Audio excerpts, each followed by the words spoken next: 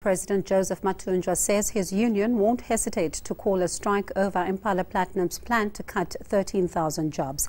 The Labour Union and Implats are starting talks aimed at staving off as many retrenchments as possible. ENCA's Michael Apple has the story. If Impala will come there with their technical approach, with their diplomacy of capitalism, we will deal with it. Gloves will be off. Joseph Mathunjwa has come out swinging. The Association of Mine Workers and Construction Union president says he's not buying Impala's argument that low platinum prices and growing overheads are to blame. He calls these recycled and manufactured theories. He accuses the mining giant of taking without giving anything back. They mine these minerals and leave destitute families around the area. So it's time for them to be accountable. If they are not being taught, we'll teach them.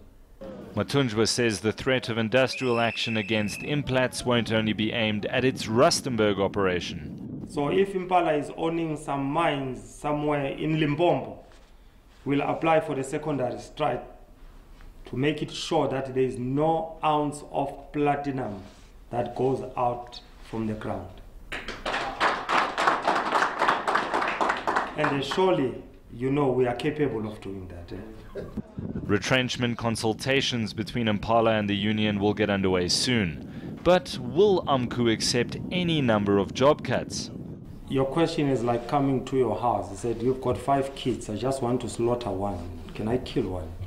Whom would you prefer to sacrifice? None, Pressed for an answer on what the union would deem as a reasonable retrenchment number, Mathunjwa wouldn't answer except to say that the union will never accept the 13,000 job cuts as announced by Impala. Michael Apple, Johannesburg. A drought is looming in the Eastern Cape. Dam levels in the Kocha municipality are now less than 7% full. The citrus industry is in crisis and could even collapse. As a desperate measure, daily water cuts have been implemented in some of the towns. Sandy McCowan reports. Day zero is less than 3 months away for this largely citrus farming community. The Kocha Dam is at a record low of 6.7%. The municipality is scrambling to conserve what's left by implementing stringent water cuts. Residents are restricted to 40 litres a day and water is only available between 4:30 and 8 a.m. and 4 to 8 p.m. in the evening. Wednesdays and Saturdays will be considered washing days with water available for a little longer. We're having a serious crisis here. People are going to not only run out of water, but if the farmers don't irrigate, we won't have a harvest next year, so there will be unemployment as well. This citrus farmer has had to chop down a large number of his trees, and there's not enough water to irrigate the entire orchard. He estimates he's going to lose about 60% of his normal harvest because of this drought. Our water has been cut by 80%. So what does that mean? It means that you only have 20% of the normal allocation that you normally have yearly.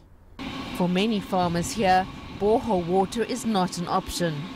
The boreholes are very salty, so that water is not it's not conducive for citrus farming. It salts up the land, and it creates problems later on. Residents like Olivia Dadar are frustrated by the water cuts. She has to walk for up to 20 minutes to get to the closest municipal water tank. 66,000 residents are heavily reliant on the farming industry for jobs. It's estimated that around 55,000 people will be laid off if the taps run dry. We can't do washing. Second one, we can't drain the toilet, so we must only use the toilet to go and pee. Can't do the second one because there is no water, so how will you drain the toilet? All development projects have been put on hold, with funds diverted to water-related projects, including drilling boreholes. But the municipality says the money is not enough and is looking to the national government for help. Sandy McCowan, Potensi. A fresh start for Cape Town Mayor Patricia de Lille. She's resigned from office and will step down at the end of October. The Democratic Alliance had accused her of maladministration and bringing the party into disrepute. ENCA's Artie Nasi has the story. After months of a very ugly political tit-for-tat battle, Patricia de Lille and Musi Maimane would have you believe it's all rather peachy in the DA. Are you done, leader? Yep. I respect the caliber of politician she is. But South Africans won't forget a few months back that the DA gave her the boot, actually revoking her membership in a move to get rid of her as Cape Town mayor. She challenged that decision in court and won.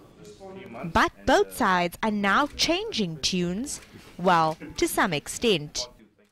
Mayor Patricia de Lille has agreed to resign as mayor of Cape Town, effective from the 31st of October in 2018. What we will do as a party is ensure that we begin the process of electing a new mayor with immediate effect. This decision comes with the DA dropping its internal fight with de Lille. The DA has made a decision to withdraw all internal disciplinary charges against Patricia de Lille. Any other investigations that are taking place in the city fall outside this particular agreement. And I want to highlight the fact that we pride ourselves as a party of clean government. De Lille has always talked about clearing her name at the disciplinary hearings, but that's no longer happening, and she now believes that's good enough. My fight has about getting a fair process, bringing the evidence, have it tested, and now that the charges has been drawn, I've been able to clear my name. And I feel vindicated and I feel happy, I feel relieved. But the pleasantries of this announcement didn't last long. Moments after the media conference, de Lille in a tweet denies any deal was struck with the party.